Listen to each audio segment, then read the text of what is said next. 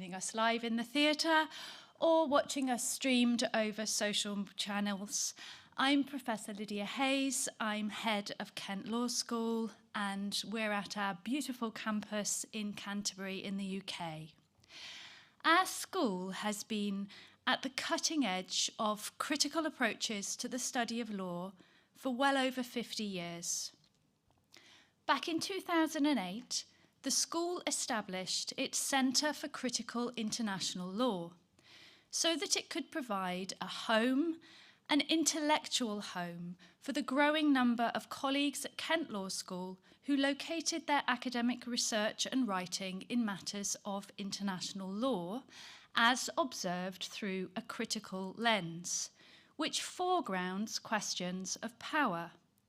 The aim was to provide a springboard for the furtherance of critical scholarship in international law, to encourage the engagement of our students in questions about the formation, operation, role, scope, and impact of international law and its consequences, and to use innovative methods to connect like-minded academics and students in the UK and internationally. Membership of the Centre includes postgraduate research students. The Centre runs a range of activities from film screenings to skills workshops, research paper discussions, and an annual lecture given by a critical international lawyer. 7 years ago, Professor Pia Zumbanson gave the Centre for Critical International Law's inaugural lecture on the role of non-state actors and public and private law dimensions in global governance. In 2015-2016, Professor Jerry Simpson of the London School of Economics provided us with a critical reflection on the conceptual history of crimes against humanity. In 2017, we welcomed Professor Vasuki Nasaya from New York University to provide her insights on the issue of reparations, taking a fresh look at claims made throughout history and connecting them across time. Professor Anne Orford gave the 2017-18 annual lecture for the Centre on surplus population and the history of international law. Richard Drayton, Rhodes Professor of Imperial History at King's College, gave our lecture in 2018 about the role of the British Empire in the embedding of persistent forms of global inequality in private international law. The Centre for Critical International Law annual lecture for 2019-2020 was provided by Professor Susan Marks of the London School of Economics, who spoke of the quest for dignity in the relationship between international law and human rights. Our event last year was online, with the co-founders of the Global Legal Action Network, Geroid Okunin and Ioannis Kalpouzos, who discussed their experience of developing an agenda for international human rights action to address areas of structural global inequality and injustice. Which brings us to this evening's event with Professor Michael Fakhri, UN Special Rapporteur on the Right to Food. We are honoured that such a long list of esteemed scholars have joined us and together have created a rich and impressive annual series of lectures in critical international law. Professor Fakhri, thank you for giving us your time and your attention this evening. I'm going to hand over to Dr. Luis Eslava, who works with our colleagues Dr. Sarah Kendall and Dr. Emily Haslam to lead the Centre for Critical International Law. Together, they lead much of our international law teaching of undergraduates and the postgraduate pathways of our Master's LLM programmes in international criminal justice, human rights, international environmental law, international commercial law, international law and international relations.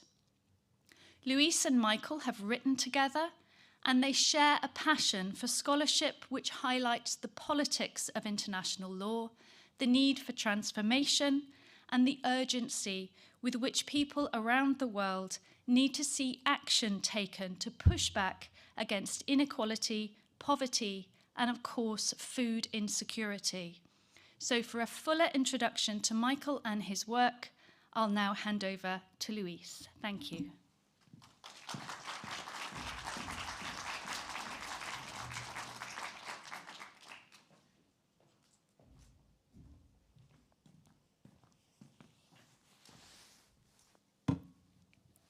Dear colleagues and friends, welcome again to the Centre for Critical International Law 2021-2022 annual lecture. My name is Luis Eslava, and together with Dr. Emily Haslam and Dr. Sarah Kendall, I co-direct the Centre for Critical International Law at Kent Law School. I would like to express with you our fortune to be able to host as our speaker for tonight's annual lecture, Professor Michael Fakhri. The annual lecture celebrates the work done here at Kent Law School at the Division for the Study of Law, Society and Social Justice at the University of Kent, across the UK and across the world on international law. In particular, we aim to celebrate with the annual lecture the work of scholars, practitioners and activists dedicated to the study of the broad operation of the international legal order and to advance new ways for us to exist in this planet in a more just and less destructive ways. At the heart of the work that we celebrate with these annual lectures is a commitment to both interdisciplinarity and a profound respect for the field that brings us together tonight, international law. We embrace that respect in a critical way, which for us means studying the international legal order in its current and possible future relations to the global political economic order, the natural environment, and our global society. Over the past few years, we have been facing an unprecedented series of challenges with the COVID-19 pandemic, the refugee crisis, the deepening of poverty and food insecurity, populism, Brexit, and today's a devastating work taking place next door. We thought that the best way to pay respect to the importance and the seriousness of these events was to dedicate this year's annual lecture to the right to food and to hear it about from no one else than Professor Fakhri. Professor Fakhri, I just used to call him Michael. Michael is a professor at the University of Oregon School of Law, where he teaches courses on human rights, food law, development, and commercial law. He's also the director of the Food Resiliency Project in the Environmental and Natural Resources Law Centre at the same university. He holds a doctorate from the University of Toronto, a master's from Harvard Law School, a bachelor's of law from Queen's University, and a Bachelor of Science in Ecology from Western University. Michael has taught courses on the right to food at Harvard Law School, the European University Institute, and the University of Arizona Indigenous Governance Program. And also, he has delivered lectures in South Africa, Egypt, Lebanon, Qatar, Singapore, Italy, Switzerland, Iceland, the United States, and beyond. He has also led public dialogues on human rights and development with peasants' organizations, labor unions, and human rights activists in the Arab region and North America, and international organizations including the WTO last year, and very soon he will be appearing before the Human Rights Council for the first time. During his practice as a lawyer, Michael again, fought for the rights of people who were indigent and incarcerated in psychiatric institutions. And in his work as a scholar, he has produced a series of seminal works that have redefined the fields of international economic law, international trade law, and global food systems and the history of such systems. His book, Sugar and the Making of International Law, published by Cambridge University Press in 2014, has been an inspiration for many of us on how to do a different history of international law that takes seriously the role of third world countries in the making of international law, and how such attempts have encountered bitter resistance from global North powers. Our collective book, Bandung, Global History and International Law, co-edited with Basuki Nisia and myself, and published by Cambridge University Press in 2017, was cited by the International Court of Justice in the groundbreaking advisory opinion on the Chagos Island. Michael was appointed Special Rapporteur on the Right to Food by the Human Rights Council in March 2020. Over the last couple of years, in this very, very difficult time, he has already redirected global attention towards the key role of international trade law in the maldistribution of food in the planet. And he has been recently requested by the UN General Assembly to produce a report on the impact of the COVID-19 pandemic on the right to food. From the bottom of my heart, I would like to thank Michael for making time to visit us at the University of Kent, and for making this his first international trip since the pandemic started. Before I conclude, I want to thank colleagues across Kent Law School, LSSJ Division, the University Public Engagement Office, and the Press Office, and especially KMTE for supporting this year's annual lecture. Thank you so much.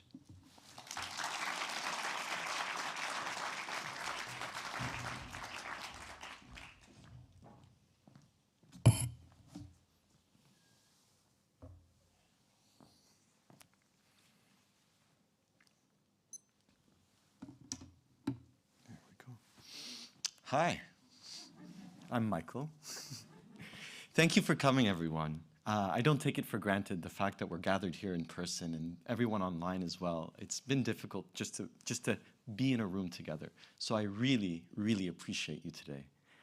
And thank you to all the organizers who worked so hard to make this happen. I'm not going to list all of you because I'm a little jet lagged, and inevitably I will forget names, but you know who you are. And really, thank you so much. I appreciate also the warm welcome I received today from the community in Thanet. I learned from the community members today, and their warm welcome was just extraordinary. And I have to say, most importantly, thank you to everyone on my end who allowed me to make it happen and to be here today.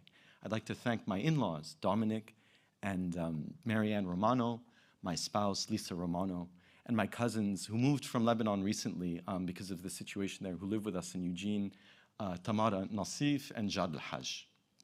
Without them, I wouldn't be here today. I used to take gatherings like this for granted, but now, as I said, I feel this is something quite special. I also appreciate that many university faculty in the United Kingdom are just coming out of a strike, and my work on the right to food is profoundly influenced by scores of academics in the UK. Universities in the UK have been an incredible place for international legal scholarship and practice, Kent Law School being an exemplar. I don't have a sense of politics of the legal profession in the United Kingdom, but I can say that if faculty in the UK continue to be impoverished, I know that international legal thought and practice on a global scale will also be poorer. As Luis mentioned, this is my first trip since the pandemic started. This visit to the University of Kent and my engagement with the Food Foundation and wider community over the past 2 days has been incredible. It's been inspiring. But I have to admit, it's been surreal.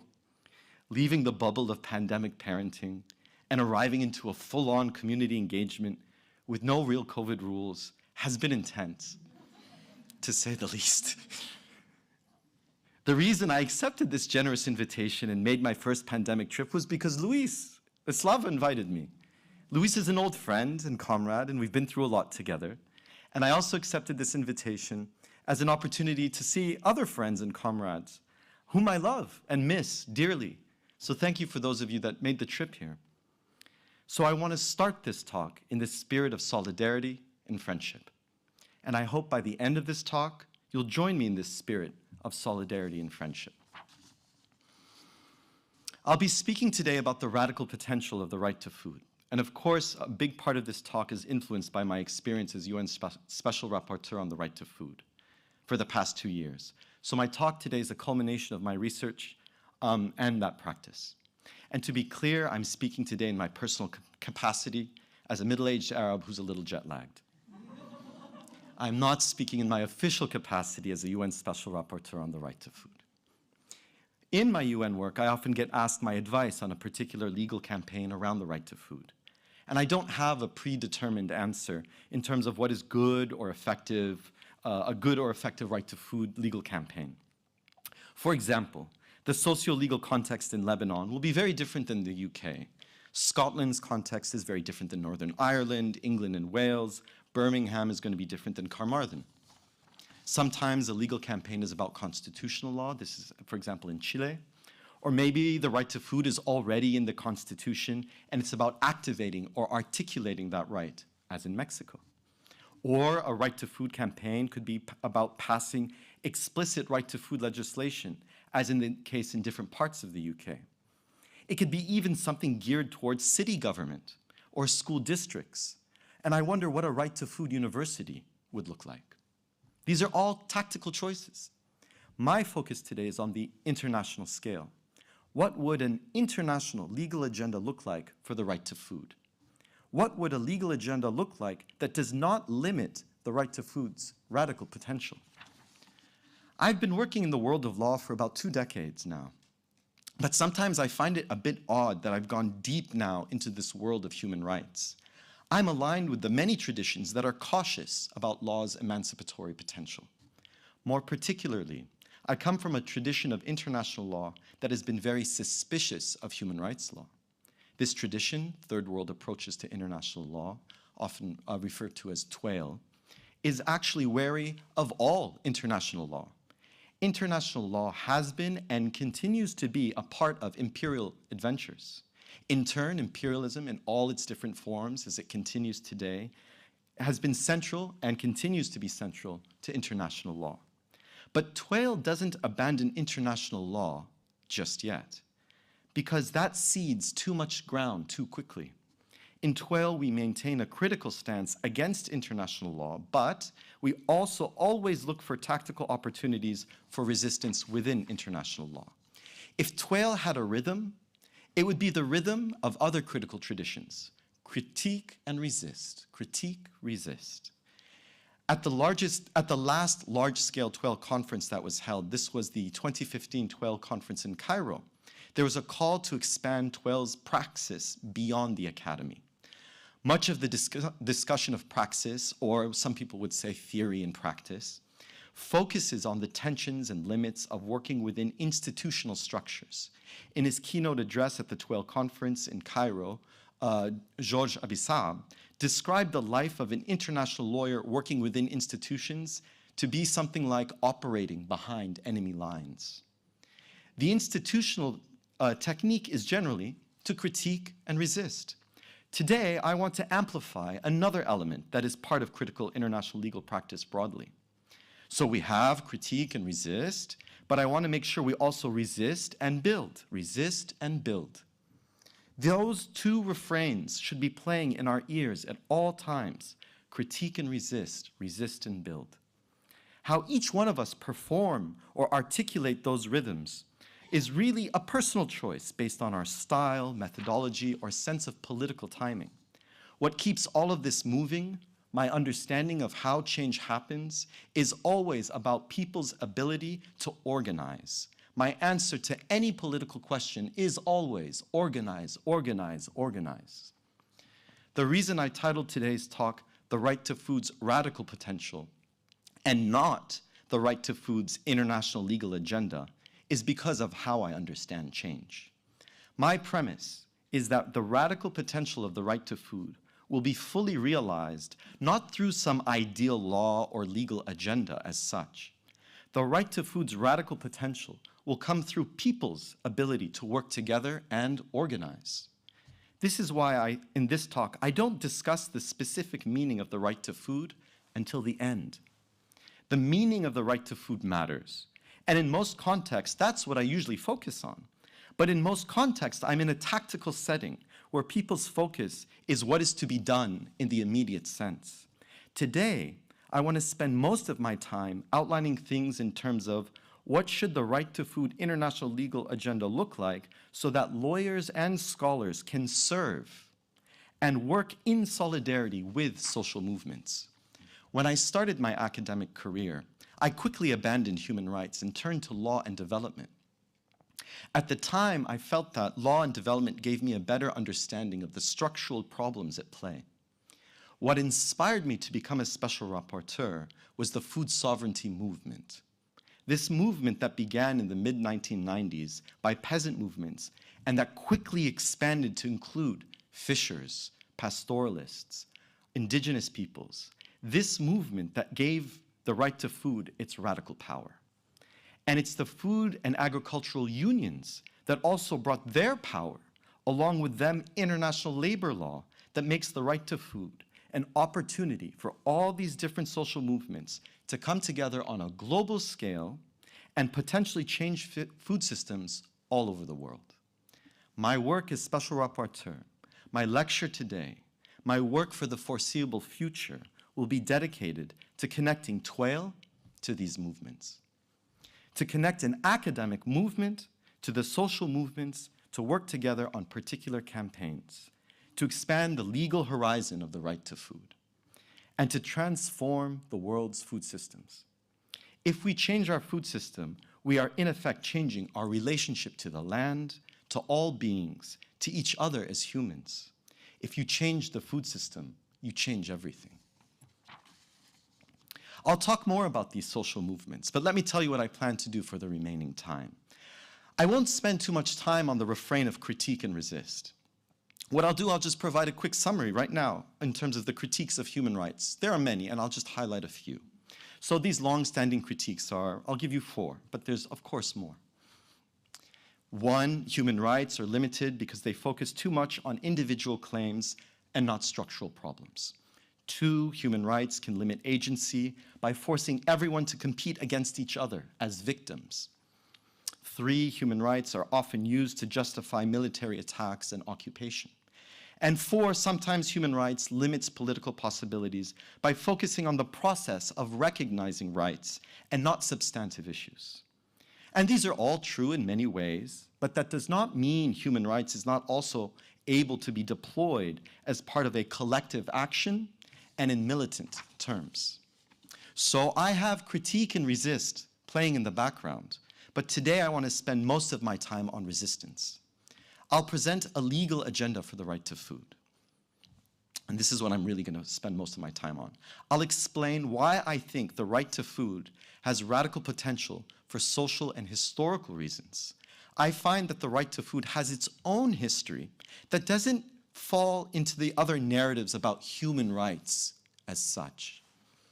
And I point to some doctrinal footholds. So it does get a little legal at some points. I also outline what legal sources I think can animate the right to food in a way that makes it easier for movements to work together and strengthen their bonds of solidarity. I'm always asking myself, how can we continue to make the right to food enable broader and deeper ties amongst people's movements? So in my discussion about resistance, I outline what an international right to food legal agenda looks like.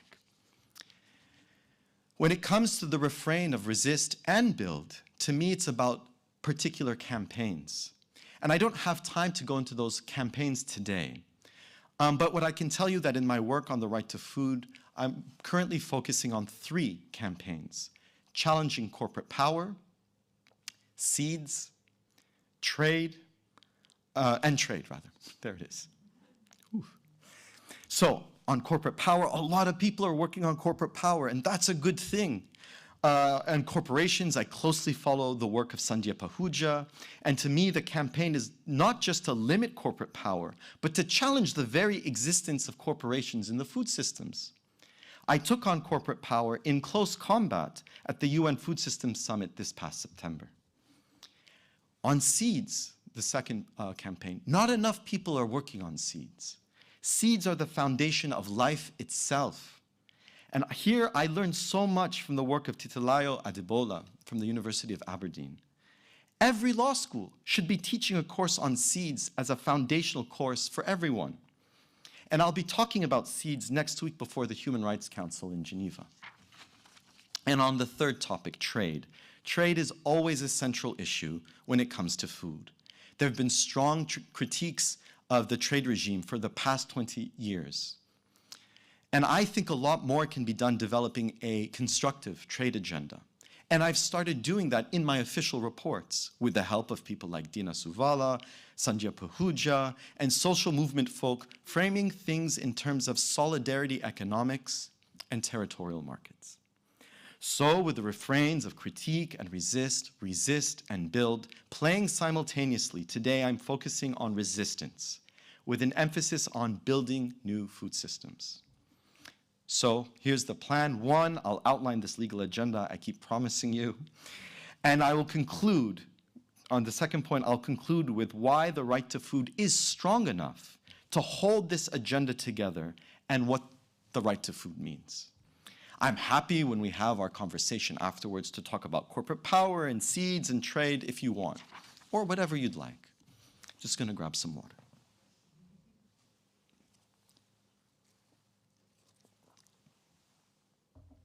Okay. So on resistance. The only reason the right to food has any radical potential today is because of the food sovereignty movement. So I'll give you a short history of that food sovereignty movement, and then I'll go into the details of the social and political landscape today. However, let me first briefly explain what the food sovereignty movements are resisting. What are the workers resisting? They're resisting corporate power and industrial agriculture. Much of the world is plagued by industrial agriculture. Industrialized agriculture and food production have been a breeding ground for pathogens. Meatpacking plants around the world have fostered the pandemic, spreading COVID-19 to nearby communities due to poor working conditions and environmental abuses. What is driven, more broadly, food systems also emit approximately 1/3 of the world's greenhouse gases. What has driven much of this damage has been intensive industrial agriculture and export-oriented food policies. By treating food like a commodity, industrialized agriculture has demanded greater biological homogenization. This is because the reduction of genetic diversity enables faster growing, harvesting, or slaughtering, and transportation. This is a form of monoculture that increases productivity through the simplification of nature, but it also creates ecological conditions that facilitate disease. By prioritizing efficiency, industrial agriculture drives a constant demand for more territory, large-scale monocrop farms which pollute land, air, and water and debase animal life. Approximately 1 million animal and plant species are now threatened with extinction, many within decades. Industrial agriculture and corporate power also encourage employers to prioritize profits over workers' rights and treat people like replaceable units. To give you a specific instance of how corporate power has been harmful, industrial intensification was designed to make farmers dependent on the expensive inputs provided by agrochemical companies. 4 agrochemical companies control 60% of the global seed market and 75% of the global pesticides market. Such market concentration means that a small number of companies will unfairly control the price and flow of seeds. The Big Four, as they're known, also produce most of the agrochemicals associated with genetically modified seeds. Those agrochemicals reduce biodiversity, which lowers agricultural resilience, making farms more vulnerable to climate change shocks. These are the same pesticides that put workers and communities' lives at risk. More generally, the high concentration of corporate power allows a relatively small group of people to shape markets in a way that serves the ultimate goal of shareholder profit maximization and not the public good. In sum, the world has been dominated by corporations and food systems that use wealth to generate more wealth instead of using life to generate more life. Most importantly, the concentration of power through corporations on a global scale is symptomatic of an underlying political economic system that is defined by inequality. The world's richest 1% emit double the carbon of the poorest 50%. The world's richest have also profited from the pandemic, with billionaires' wealth swelling by $1.9 trillion in 2020, while global unemployment skyrocketed. The problems of the world food system stem from the fact that legal building blocks that create a market, contracts and property, have licensed investors to use corporations to financially benefit and harm communities all over the world. So while corporations are the immediate problem, it's the underlying system of property and contracts, let's call it capitalism, that is the issue. On resistance in the food sovereignty movements. The food sovereignty movement came about as a global movement in the mid-1990s. It first arose as resistance against the World Trade Organization, the WTO, and the WTO came into effect in 1994. In policy and academic circles, trade is usually treated as an issue related to economic growth or development, or depending on what's going on in the world, sometimes it's treated as a geopolitical issue, he says, with Russia expanding its invasion into Ukraine. To the food sovereignty movement, what is at stake in trade law is people's way of life. Peasants, pastoralists, fishers, and indigenous peoples' resistance against the WTO has been an existential fight. The same is true for workers, even if they're not part of the food sovereignty movement as such. Food sovereignty is not against trade. It is against free trade agreements that undo people's long-standing relationships with each other, with the land, with waterways. By the 1990s, peasants and other small-scale food producers around the world were fed up with international economic institutions. They were disappointed with their national governments, and they were cynical when it came to development discourse. For 50 years, most national governments across the third world were preoccupied with development.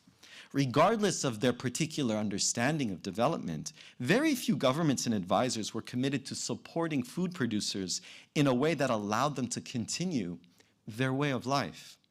Many developing countries look to industry as an alternative to agriculture or look to industrialize agriculture. International trade institutions such as the UN Conference on Trade and Development, known as UNCTAD, and international commodity agreements supported trade in agriculture by trying to stabilize prices. But this was a means, ultimately, to generate capital that enabled shifting to manufacturing. National government's ultimate plan was to disinvest from the agricultural sector and create a cheap work base for the manufacturing sector. Nevertheless, even though rural communities were under attack through these development plans, they still played an influential role in national politics, since most developing countries still relied on agriculture. That means that despite problematic development discourse, peasants could at least rely on UNCTAD and international commodity agreements as international institutions that supported national agriculture. At different times during the 1960s and 1970s in places like Mexico, Ecuador, and Indonesia, national peasant movements mobilized to push against their respective governments' industrialization agenda. The nature of these movements changed in the 1980s and 1990s. With the demise of international commodity agreements and a diminishing role of UNCTAD, trade policy was no longer about stabilizing prices. International agricultural trade policy shifted to the General Agreement on Tariffs and Trade, GATT, which became the WTO. With that change, rural communities in developing countries no longer had a strong international institutional structure to support national agriculture in any way. Peasants and other small-scale food producers and indigenous peoples around the world, especially in Latin America, began to organize themselves into transnational movements committed to opposing international economic institutions like NAFTA and the World Bank. By May 1993, the movement became global, when La Via Campesina was formed in Mons, Belgium. Seven months later, this new movement marched in Geneva against the newly created WTO. On to resistance today. Today, it's about more than La Via Campesina. The food sovereignty movement encompasses two network of networks that bring millions of people together. You have the International Planning Committee for Food Sovereignty and the People's Coalition for Food Sovereignty. These network of networks bring organizations together to debate through differences and find common ground, develop shared concepts, and mount international campaigns, and to decide on how or whether to tactically engage with international law and institutions. What I mean by social movements is these are peasants representing peasants, fishers representing fishers, indigenous peoples representing themselves. During the 1990s, La Via Campesina deployed food sovereignty as a concept, partly to claim and redefine the right to food. And this changed the right to food's meaning. And up until then, the right to food was primarily about the freedom from hunger. La Via Campesina's strategy was to sharpen the difference between food policies that fed people but did not have any regard for concentrations of power. And they want to distinguish that way of doing things versus policies that empowered the large number of decentralized small-scale food producers. They sharpened the difference by highlighting how food security, feeding people without any regard for power, as a technical, so food security is often an issue that is a technical problem of production, sometimes a matter of production, and experts will figure it out, versus food sovereignty, which asks a question of power. Who controls the food system? With this focus on control and power, the food sovereignty movement then deployed human rights discourse. More specifically, they used the right to food in institutional spaces.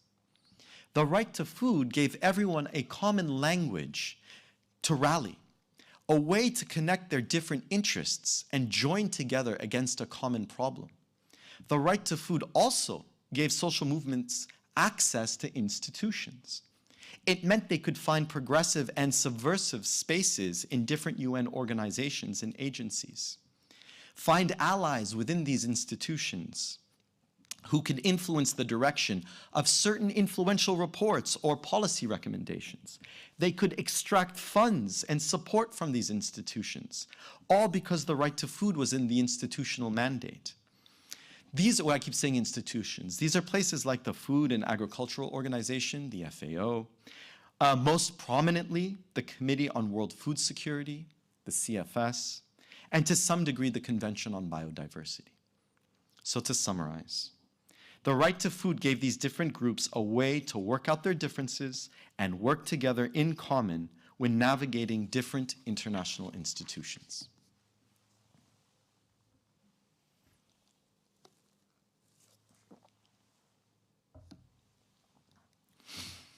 Onto the legal agenda. The movements have given the right to food incredible discursive and doctrinal power. However, that collective struggle is constrained. It's constrained by international institutions and the limits of multilateralism. I think there is an opportunity for the right to food to have stronger organizational power. And for me, that is where the radical potential of the right to food comes from. The power and meaning of the right to food is the power that arises from particular campaigns. The ultimate legal agenda is a tactical question and very context-specific. What ultimately matters the most is the organizational power generated from a particular campaign. Lawyers should rarely lead political campaigns. What we're good at, what we're good at is at creating the particular tools to serve social and political campaigns and to provide tactical advice. At our most ambitious, we can sometimes be organizers. So with that in mind, let me be more specific what an international legal agenda for the right to food should look like. In people's struggle over issues regarding land and labor, when it comes to food, different groups have relied on certain international legal tools. And right now, each one of those legal tools operates more or less on its own. For the right to food, I think it's helpful to start thinking about the socio-legal landscape by thinking in terms of 4 constituency groups. peasants, indigenous peoples, workers, and that includes migrant workers, and women. The reason I picked these groups is because each one of these groups has a very specific legal tool. Now, people fall in and out of these different groups, or who they are may intersect through all four. Think, for example, of a rural Palestinian woman working in the Israeli agri-food sector. She would intersect through all four of these categories: peasant, indigenous, worker, and a woman. My point is that each constituency has developed their own legal tool. And I think our challenge as a legal community is to braid those legal tools together to create something even stronger. I think the right to food, doctrinally and discursively, is already strong enough to hold these legal tools together. In braiding these legal tools, we can make it easier for people's movements to continue organizing. I'll start with peasants. So starting with peasants, I'll go back to the food sovereignty movement. One of the other major accomplishments that the food sovereignty movement pulled off is that they managed to get past a UN declaration through the Human Rights Council and the General Assembly after a 20-year campaign. So in 2018, the UN General Assembly adopted the UN Declaration on the Rights of Peasants and Other People Working in Rural Areas, often known as UNDROP or UNDROP. So UNDROP is relatively new, but it may have the potential of addressing core issues like seeds and land redistribution. It frames rights in collective terms and as a matter of access to resources, and it includes language regarding food sovereignty. Now, the food sovereignty started off primarily driven by peasants, but later on fishers, pastoralists, and indigenous peoples joined, and now there's a large number of different small food producers involved. So the term peasant is meant to encompass small farmers, artisanal fishers, pastoralists. Sometimes people use the term small food producer, and I've used that sometimes tonight. So it's worth explaining the word peasant. Sometimes the word is used as a pejorative term to denigrate rural people. In Arabic, we do that, fileh. But in a growing number of places, it is a term people are using more often to describe themselves, asserting their dignity. Ana fileh.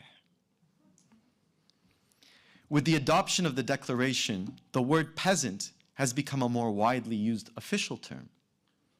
The declaration defines a peasant, and here I'll quote the language, and you have to excuse, right, UN language, it's going to be long. Quote. But it's a generous definition. This is why I think it's worth reading it. Any person who engages or seeks to engage, alone or in association with others or as a community, in small-scale agricultural production for subsistence and or for the market, and who relies significantly, here's the lawyer move, but not exclusively,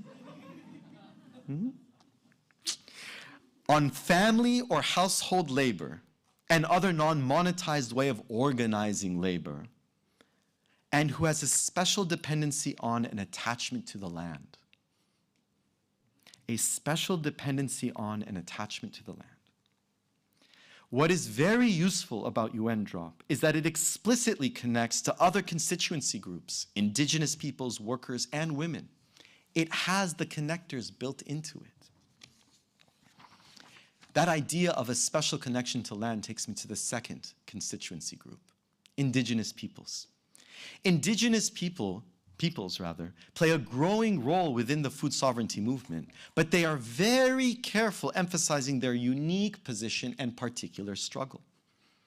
And they have their own legal power, the power of the UN Declaration of the Rights of Indigenous Peoples to rely on. The UN Declaration of Indigenous People, UNDRIP, UNDRIP if you will, has its own social and political history, its own dynamic. And in some ways, the beginning of UNDRIP starts in the 1970s with the close relationship between the American Indian movement from North America or Turtle Island and third world liberation governments within the UN. They were working in solidarity together. UNDRIP reaffirms indigenous rights to self-determination. one powerful thing it offers is the recognition that no one, no government, no company can access or exploit indigenous people's land and resources without indigenous people's free, prior, and informed consent. Now, what about workers, the third group?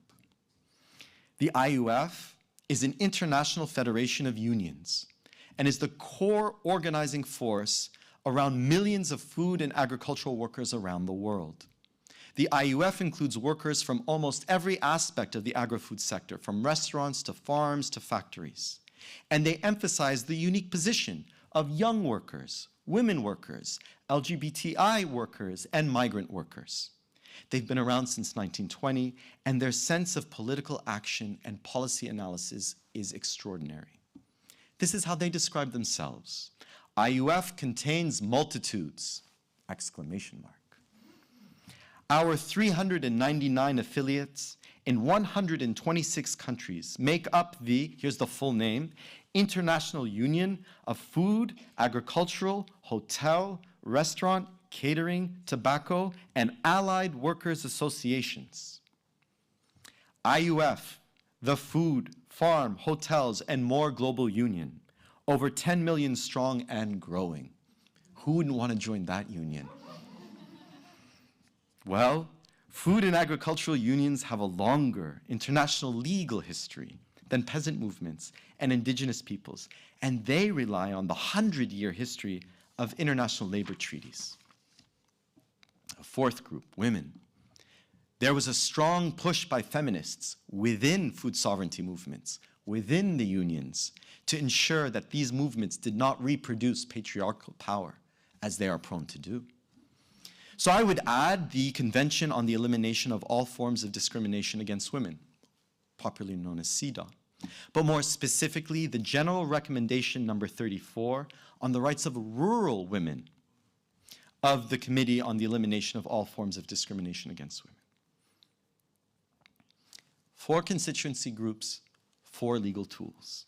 And of course, we must acknowledge each one of these legal tools has its theoretical limitations. Each one of these legal tools has its practical limitations.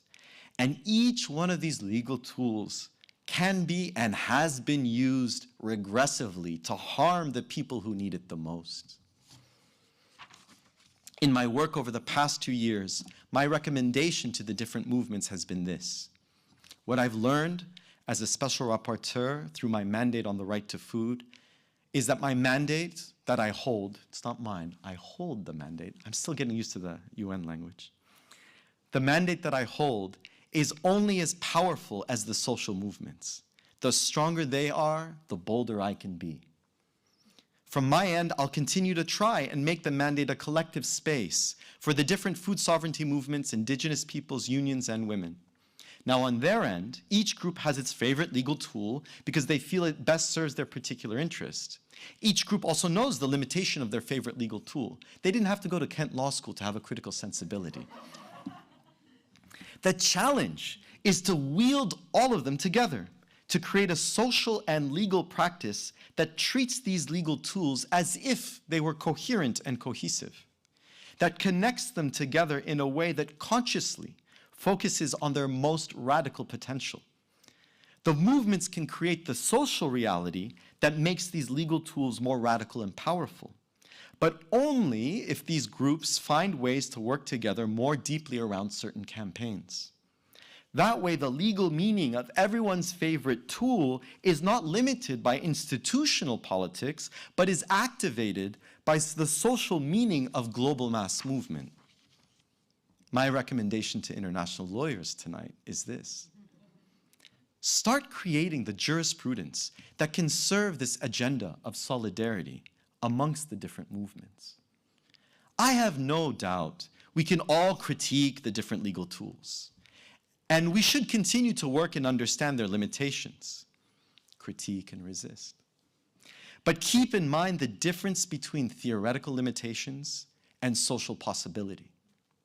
Whatever your theoretical style, whatever your methodology, whatever your political sense of timing and sensibility is, keep thinking about UN drop, UNDRIP, international labor treaties, and CEDAW in tandem, in creative and subversive ways. I'm not saying these are the only legal tools. I'm saying these 4 legal tools are a powerful way to start. For example, I can imagine an analysis that asks questions in terms of trying to understand racial capitalism that then tries to develop a plan of action through these 4 legal tools. The right to food is doctrinally rich enough and institutionally powerful enough that it can provide the framework to hold it all together. So this is the task I'm setting out for myself, and I hope you'll all join me, all of you. I'll continue ensuring that I'm in good relations with the International Planning Committee for Food Sovereignty, with the People's Coalition for Food Sovereignty, with the IUF, and any people's movement working along similar terms, such as in Thanet today. And I hope we can make the right to food a tool that generates the organizational power that strengthens everyone together. So let me talk about resisting and building and why I think the right to food can hold all of this together. So I began my talk with a quick summary noting how human rights can be discussed in terms of critique and resistance. And then I focused on resistance, and I provided you with a legal agenda for the right to food and how it can serve, and how we can serve, rather, social movements in their struggles. And as I said, I don't have time to get into the particular campaigns, but to remind you about those campaigns in terms of resistance and building. 1, resisting and building against corporate power. 2, focusing on seeds. And 3, constructing a new trade agenda. So I'll end now by explaining how the right to food is doctrinally rich enough to hold all of this together. And I want to highlight the fact that it offers a wide range of international institutions that we can either engage with or resist against. The right to food is articulated in Article 11 of the International Covenant of Economic, Social, and Cultural Rights. It falls, first, under the broad heading regarding standard of living. But within this Article 11 on standard of living, it's really unique. It's the most detailed right in the whole covenant, one could argue, but especially in this particular covenant section on standard of living. This is for historical reasons. And this history gives you a sense of the right to food's unique path, wide scope, and institutional power.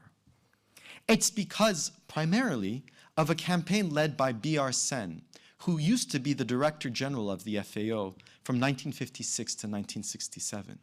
Sen started off his career as an Indian diplomat. He was very clever and used the right to food to change the FAO. He turned it from an institution that was mostly gathered and published statistics, and using the right to food, he transformed the FAO to become an institution that created and implemented specific development programs. And because of his maneuvering, what he did was, he was present during the negotiations of the International Covenant on Economic, Social, and Cultural Rights. He successfully argued that hunger is such an important issue that it warrants specific enumeration within the covenant. It's not just about saying there is a right to food. The covenant explains how that right to food is to be realized, meaning it doesn't leave it to each state. International law tells the states what to do. In turn, he went back to FAO, to the council, and said, they're dealing with hunger in Geneva. We can't let them do that. We need to pass a right to food provision in our constitution. And sure enough, that's what happened. So now, the FAO, in its constitutional mandate, it says that part of its mandate is to ensure that people are free from hunger, which is the language of the right to food of the time. So as a result, a doctrinal result is that Article 11 of the Covenant starts in paragraph 1, recognizing the right of everyone to an adequate standard of living, and then enumerates the right of adequate standard of living to include adequate food, clothing, and housing, and to a continuous improvement of living conditions. It also includes international cooperation as part of this right.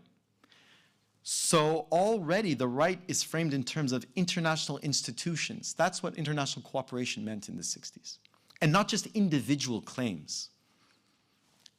That's section 1. Section 2, paragraph 2 of Article 11, goes on explaining the right to food. It leaves, unfortunately, it leaves housing and clothing aside and focuses on food in great detail. And it emphasizes that this is an individual right based on international cooperation. And there's 4 elements here. 1, it's about improving food production and conservation. 2, it's about sharing and using technical and scientific knowledge, including nutrition. 3, efficiently using resources to develop and reform agrarian food systems. And 4, to take account of trade in order to ensure an equitable distribution of world food supplies in relation to need.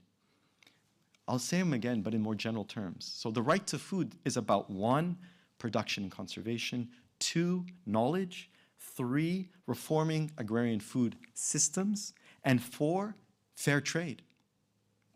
This creates an incredibly wide range and great number of concepts to engage with, contest, and deploy. So to go back to my refrains of critique and resist, resist, and build. The critique would be to push against the 1960s development discourse, infusing Article 11 and the right to food as in the covenant. And so you can rely on the way right to food discourse has progressed today and rely less on development and more on notions of food sovereignty and agroecology. So you can scrub out all of that development discourse and infuse in the right to food with notions of food sovereignty and agroecology. And you're left with a large number of concepts to build with. So I'll list. So international cooperation is not just about international institutions, but we can frame it in more modern terms, understood as international solidarity. My comrade Obiora Okafor is the UN independent expert on solidarity. There is meaning to this word. So that's international cooperation. 2, food production and conservation can be reframed less in terms of economic growth and more in terms of increasing biodiversity. 3, knowledge. Knowledge is not just technical and scientific, but includes traditional and indigenous knowledge, or you could call it experiential knowledge. 4, access to resources and agrarian reform of food systems is not just a matter of efficiency, but a matter of justice. And 5, equitable trade is not just supply management, but is a matter of food sovereignty. That's the critique and resist and transformation we can do. I just did it in 3 minutes. It's not hard. What the right to food already offers today is the ability to engage with a wide range of institutions, and not just the Human Rights Council or human rights institutions. It has allowed me, in 2 years, as a grumpy middle-aged man yelling into his computer, already I've directly engaged with institutions in Geneva and Rome, and I'll just give you the list, because I think it's worth naming names. The International Labour Organization, the World Trade Organization, UNCTAD, UPOV, which is about breeders' rights, the WHO, the International Plant Treaty, which is about seeds and farmers' rights, the Food and Agricultural Organization, the Committee on World Food Security, the International Fund for Agriculture and Development, the World Food Programme, the UN Framework Convention on Climate Change. These are all institutions that I've developed a relationship because of the right to food. And I think at some point I'm going to engage with the Convention on Biodiversity. It's just a matter of time. In other words, the right to food enables a long march through these institutions to confront oppressive forces from within and out with, to use that lovely Scottish word, out with these institutions at the same time. I'm not there to compromise. I'm there to win. To conclude, food should be something that makes people stronger physically. Food should also be something that makes people stronger politically and culturally. In this respect, the right to food raises fundamental questions about the way people make, share, and eat food that cannot be ultimately answered by technocrats or experts. The right to food can put questions of trade, agriculture, land use, environment, health, and food policy into the hands of the people enhancing their collective self-reliance. You may have noticed I haven't explicitly defined the right to food for this past hour. In doctrinal terms, the right to food means food must be adequate, available, and accessible. What that means in clearer terms is that everyone should be able to get good food at all times, whether directly from the land and waterways or through fair and stable markets, or through whatever mechanism of mutual assistance. And that people should have the power to decide what is good food for their own community and decide for themselves what it means to eat with dignity. When I started this position as a UN Special Rapporteur, I had to articulate a meaning for the right to food that had its own power to carry people through whatever struggles lay ahead. My first report where I provided that definition, we were in the early days of the pandemic, when the entire world stopped and we didn't know what was going on. I started my mandate, when was it? So March was locked down. May, I started as rapporteur. I had to have a report in by June.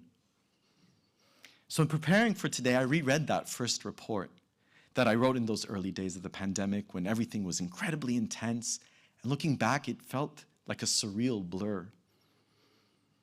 And the way I wrote about the right to food in the early months of the pandemic reads today like a dispatch from the front lines. So to conclude, I'll share with you that definition of the right to food that I was articulating at that moment and that I continue to carry with me, and I think about it all the time. I offer it to you today. The right to food is the right for everyone to celebrate life through their meals with each other in communion. Thank you very much, and I look forward to our conversation.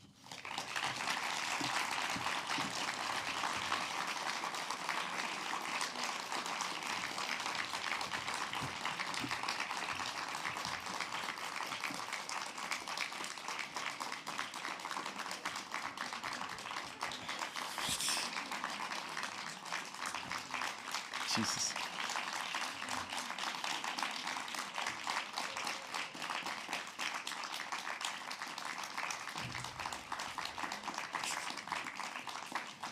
Thank you so much.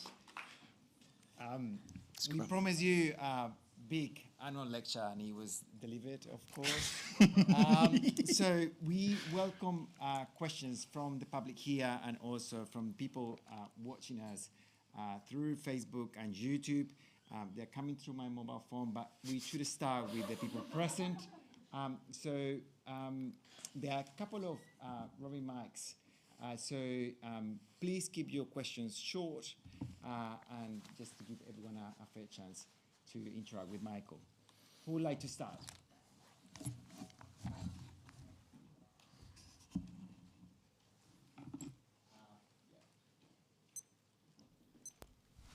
Thank you very much, Margarita Prieto Acosta. Thank you very much for such an address, very, very important. Food has moved the world and history. A full continent was discovered looking for food. What an achievement. Unfortunately, the legal system protects agrobusiness and, of course, pharmaceutical companies, impoverishing, as you have said, the pool of biodiversity. In this moment, at this moment, we are dealing with 150 staple foods. That's nothing compared with what indigenous and peasants move in local farms and communities around the world. My question is how to empower these groups that are so special in terms of resistance to increase the pool and, in fact, giving the right scope and value to such an important right as it is the food. Thank you. Thank you. Yeah, I can answer. Yeah. Thank you. That's a fantastic question, and it's a very generous question. So, I provided the legal agenda, and the way I always start thinking, we have to acknowledge where people are at. Everyone's really tired. Everyone's really, really tired and under attack. All of us, every single person. And some of us aren't making it through. But we have to take care of each other. That's what I hear in your question. So start where it's easiest, which is start in your own community. And for example, so your question on peasant, start with your local farmers. Start with your local food system. And then understand what power you have also in your own political system in the international landscape. Why is your government subsidizing this over that? Why is your government supporting this group versus that group? Why is the government supporting corporations? So starting to think in those immediate terms. So I focused on the professional, but it's sort of expanding to your point in terms of political activism. And I didn't say it lightly when I said, what would it mean for a university to be a right to food university? Students are hungry. Staff are hungry. Faculty are hungry. But you live in such a rich landscape here. It's a beautiful, I saw trees and land and space. Start here. Start with the solidarity. There's migrants here. Undocumented people, they're right here. And from there, people are already connecting in these, international solidarity movements. And I met them. You have local activists already tapped into those movements. Ask around. The movement is already happening. Join it.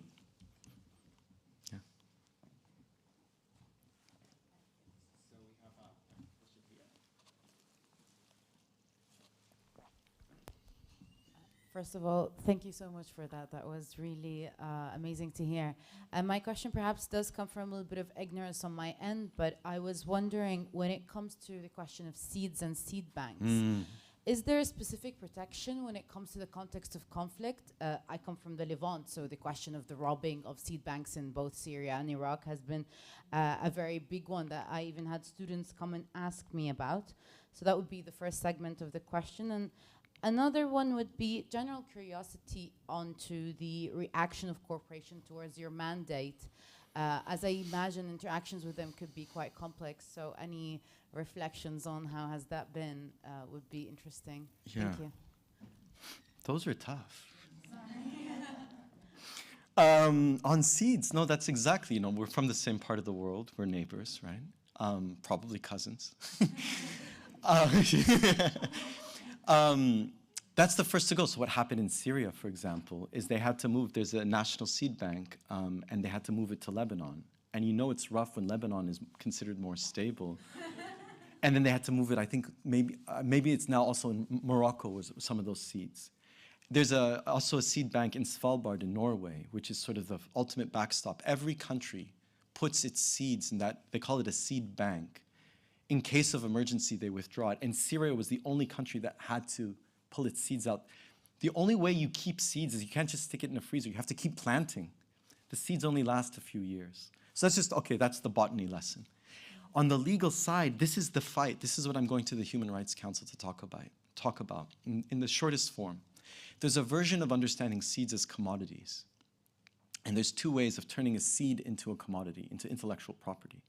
One, it's this treaty called UPOV, and that's the French acronym, and you have to excuse me, I forget its full name. So UPOV. That one says, well, seeds are created by breeders. Breeders are commercial folk. They grow the plant and they sell it or whatever. There's in the United States, they patent seeds. Mine, not yours. Now, breeders' rights is like a European softer version of patenting, but they're both treating seeds as property. The other fight is to treat seeds as something we all share, as something that's free. Now, just because it's free doesn't mean there's rules. To make something free, we have to have complex systems. And in fact, the only reason we have biodiversity is because farmers throughout millennia have constantly been sharing, using, and growing seeds through complex systems, through their culture, through knowledge. And in the other treaty, the fight that's happening is, the short version is sometimes called the Plant Treaty or the International Plant Treaty. And it's this idea of farmers' rights. And the part where everyone's trying to figure out was, what does farmers' rights mean? So the Plant Treaty says, there are farmers' rights. What does it mean? And it's worth it. So what's exhilarating about the fight over seeds from a legal perspective is this issue of seeds and property and UPOV and breeders' rights. Politically, there's just been no action. They have their doctrines and they're holding ground. But the energy around defining farmers' rights was reinvigorated by the UN Declaration on the Rights of Peasants and Other Rural People. It said there are farmers' rights, and it added a bit more political energy. So there's the movements have more power on defining farmers' rights. They're on, I don't want to use war terms, but they're on the attack. Whereas the people who are treating seeds as property are on the defensive. So that's the report. My report just came out last week, and it's a mix between a very technical argument, but it's also articulating seeds in cultural terms. And the way I learned it, so in my consultations with movements and experts, they kept saying, remember, seeds are about knowledge. I'm like, yes, seeds are about knowledge. What does that mean? And it happened over Christmas. My cousins, so like I said, Tamara and Jad, they came from Lebanon. They're younger than me. They're in their 20s. And they don't know I'm going on about this seed report, and I'm tearing out what few little hair I have left, and I'm like, what am I gonna do? I have to teach myself intellectual property law on the fly, and it's Christmas time, and I gotta figure out what to buy for my boy, and part of the Christmas gift they brought is they came home and they had sprouted, sort of secretly, they sprouted lentils and wheat. Because that's what our grandmother used to do. And I'm like, well, of course. That's what it means that seeds are cultural. And that's what it means that seeds are knowledge. And that's what it means that seeds are life. And I started asking around with my team, with everyone I knew. You must have holidays. Everyone has holidays. What role does seeds play in what you do? Iranian friends had a story. Italian friends had a story. Everyone has a story of how you celebrate life through seeds. Without seeds, it's over. Whoever controls the seeds controls life. That's what's at stake.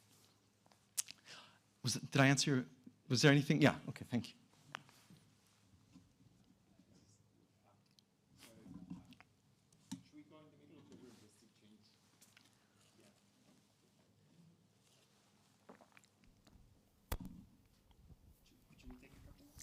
Till what time are we?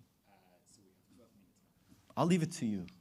You be the bad guy. What about you? Sorry, you ask a question and then we pass them back to something. Thank you.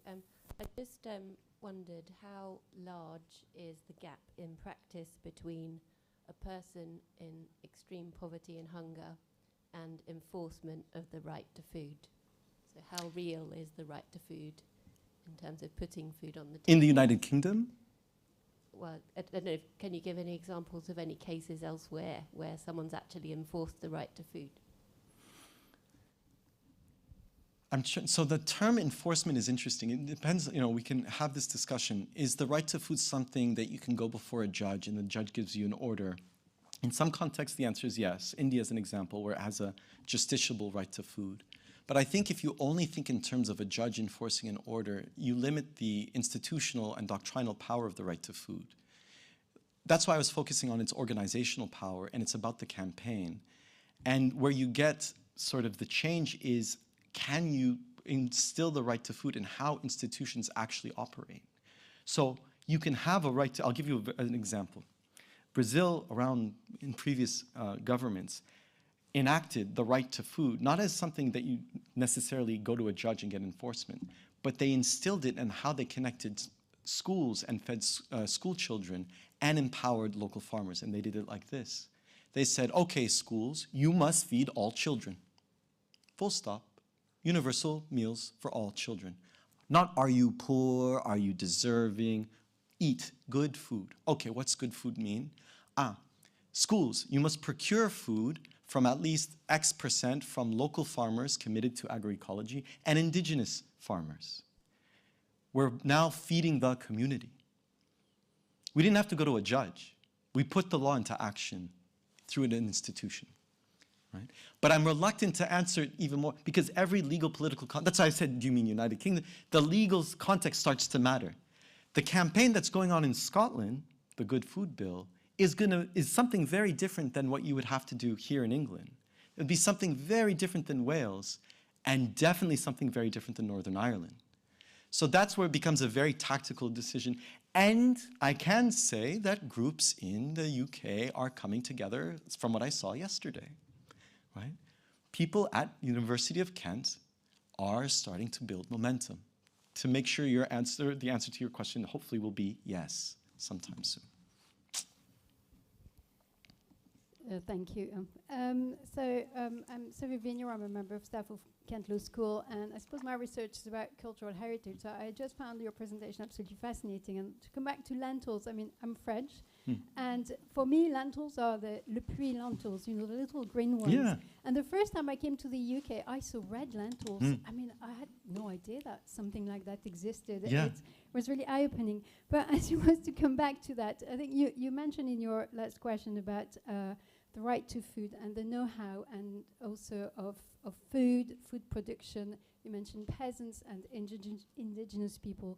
So this, to me, from my research, is about intangible heritage, about, so what is the cooperation at your level between with the the UN Special Rapporteur with cultural rights? Is there any cooperation with people who are involved in the protection of intangible heritage and know-how? So I think that's my question. Yeah, so I'm asking myself that same question. I'm at the point where I'm going to email you is what my answer, because I'm not being flippant. My answer is I don't know, but that's exactly what I'm trying to figure out, because I'm still ambivalent about. So one pushback I got from someone today, the email arrived. That they are confident that intellectual property rights are a good way to protect cultural knowledge and to protect intangible knowledge that way.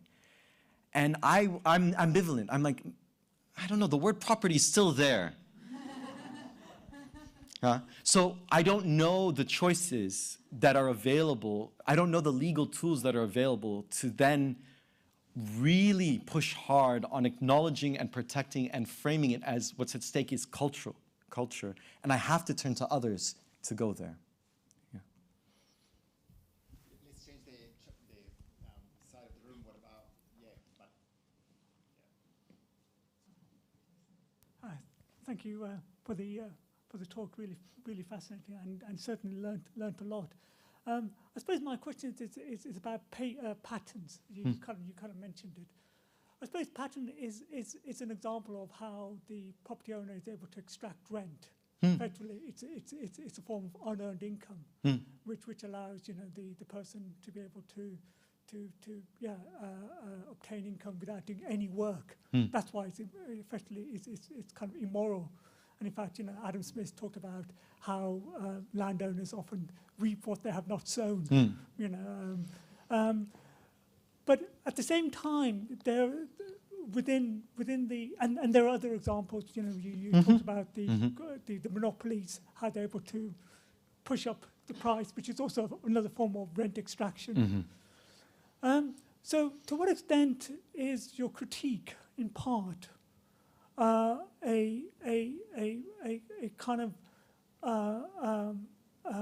a way of saying that we should do more to tackle unearned income? Because in part it's also immoral, unjust. It's this form of unjust enrichment. Right. It's also a form of extraction because it allows those who own huge amount of land or particular commodity which is valuable, scarce, like a pattern, able to extract even more from those who need it, i.e. the peasant holders, who then invariably they go into debt.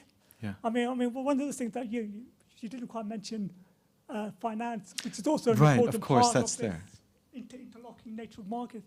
So I suppose is how neoliberalism has legitimized unearned income to such an extent that we normalize it. All of us here are rentiers, to use the kind of jargon, petty or large, and how culturally we have accepted it. So in terms of the resistance, I suppose, what would you do to try to push back about the undeserved income that property owners obtain? Thanks. Yeah. There's another question I saw. Let's take it. That's faster. Yeah, please.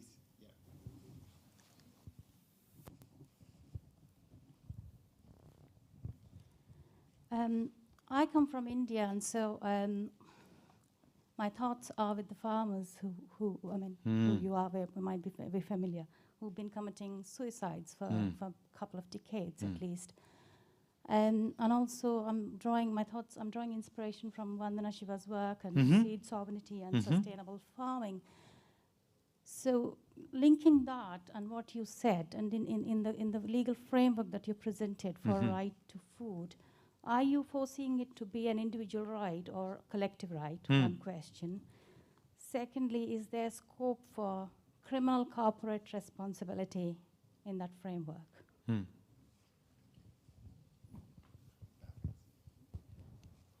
Thank you for both of those questions. So we conclude? Sounds good. So on unearned income, I think, I started thinking in those terms exactly. And what's nice about seeds is it forced me then to get very, I don't want to say concrete because I'm talking about seeds, right? To get dirty. That's the word, huh? Specific, about something tangible. And I struggled, so I started thinking in those terms, but I thought, I'm not talking about income though. I'm not talking about a farmer making money off of the seed. They might make money, obviously they have to sell stuff, and they have a livelihood that's at stake. So I thought seeds, I don't want to frame what's at stake in terms of income.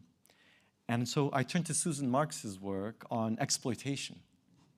That was the concept that helped me a lot, and reading her work on exploitation. The other thing is I use her work on dignity. Her lecture here 2 years ago saved my butt. I needed something, and she gave the gift of the understanding of dignity. But on exploitation, and it allowed me to link understandings of exploiting workers, which there's a lot of, a long tradition, and the exploitation of farmers. But it wasn't just work, but about exploiting their relationship with the land, the long-standing relationship. And what exploitation means is that the few benefit from the long-standing relationship people have with the land. So that's how I've started to sort of work through that a bit more. On right to food, is it collective? Is it individual? I'm reluctant to answer, but I'm not going to be flippant. What I mean is it can be defined as a collective right easily because it's written that way. My general, and the way the social movements deploy it is as a collective right. But I'm reluctant to go too hard and fast to say, but of course it can be an individual right, because I don't want to block that in any way. And certain legal systems are only going to be more responsive in the immediate term as an individual right. So what I will say is the right to food is both, and it's a tactical choice based on the context. And then in terms of criminal corporate social responsibility, the challenge there, and Shah had asked me a question, now I remember, I forgot on how corporations have responded to my work, and I'll connect those two. I haven't engaged too directly, and they are clever enough not to attack me in a direct and clear way. They do it by proxy.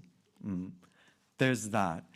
And where I'm at now is my understanding from the movements is the energy they're putting on is not corporate social responsibility, but on the treaty that's being currently negotiated, because they want to push for an international treaty that forces governments to hold corporations liable for violations of human rights.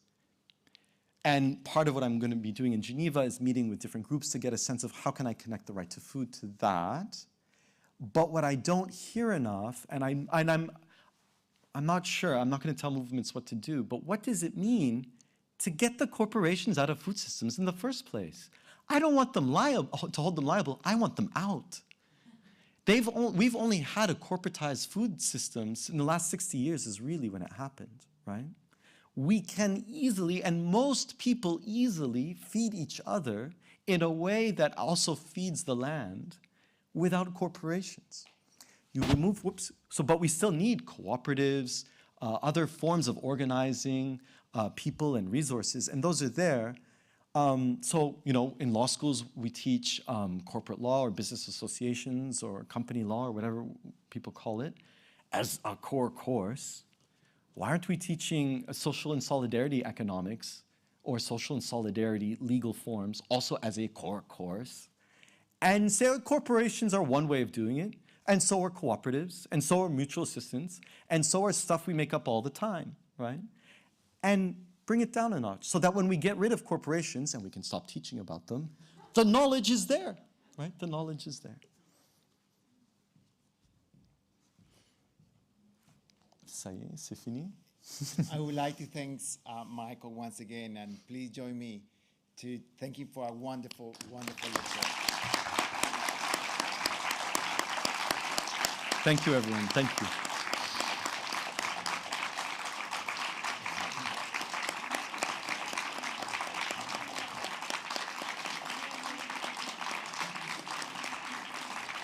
Thank you. Thank you for joining us. And again, on behalf of Sarah and Emily and the Center for Critical International Law, thanks for the time for being here with us. And again, thanks KMTV for making this annual lecture available to the world through different social media channels, and to being with us and our students in a documentary that they are recording on the right to food. Then it will be shared through Critical Law TV program. Thank you.